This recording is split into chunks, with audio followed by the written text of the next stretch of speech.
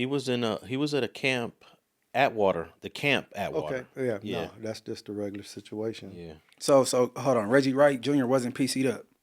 I don't You, think you so. don't have to be PC'd At a up at a camp. camp, Yeah, at a man. camp. Oh, that's Disneyland. And super. Okay. I was at the camp for mm, 5 months. I made it 5 months, and then somebody tried me. Convicts like you don't last in them type of Man, I hate to say it like that because I don't want to look bad. But if you like right now, you look my name up, it'll tell you about what I did at the camp, and it disfigured somebody pretty much, and I ain't proud of it. But he lied. He swung on me. You know what I'm saying? I went and told him, bro.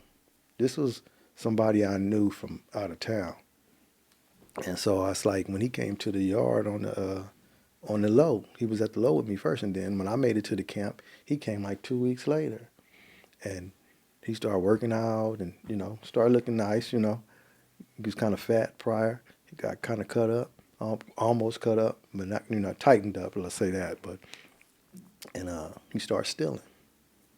So when the essays come get at me, hey bro, the boy's stealing, man. The black's stealing, man, and whatever. And he was like, so what y'all gonna do with it? But I'm never gonna turn you over to them. Right. You know what I'm saying? We had our own business. Exactly. So I said, let me get at him. And so I go tell him. And me, being me, especially with that, like I always say, people in jail, they got that dark cloud over their head. So when they say something to you, it might sound hard, but that's just what they mean. I ain't trying to be disrespectful. So I told him, I said, his name was Vic. I say, Vic, stop stealing. Because I know you are. They ain't gonna, that's one thing about the Southsiders, bro. If they say they're going to do something, it's pretty much real. And you got to know which ones you're dealing with. So, they had proof, so they showed. So then I said, look, if you do it again, come get me. And then I'll handle it. So I didn't go tell the Crips and the Bloods or nothing because he was out of Oregon. I don't go tell none of them, put them up on it or whatever. I say, I go get at him. I say, Vic, stop. I ain't saying if you are, none of that. Stop. I'm telling you, stop. So, man, I ain't doing nothing. So he go back and tell one of my partners, Lil Frank from Pocket Hood. He go tell him, he can't tell me what to do. I ain't, he your homeboy. He ain't my homeboy. He ain't running me. So Frank come tell me, like, man, this nigga said this all weird stuff. He like, man, don't do nothing, though. First, before he told me, he said, promise me. And I said, oh, man, I'm cool. I won't. So when he said that, I felt some kind of way. Because I didn't go tell the brothers, because the brothers would have DP'd him or something. Right. So I kind of tried to handle it myself so I wouldn't get him, in something that I thought that I could handle. So, but I promised the essays that it wouldn't happen again or I was going to handle it. So when he did it again, they know his whole situation is get out. You can't wear a jacket. He was a kitchen worker. You can't wear a jacket back there in the kitchen.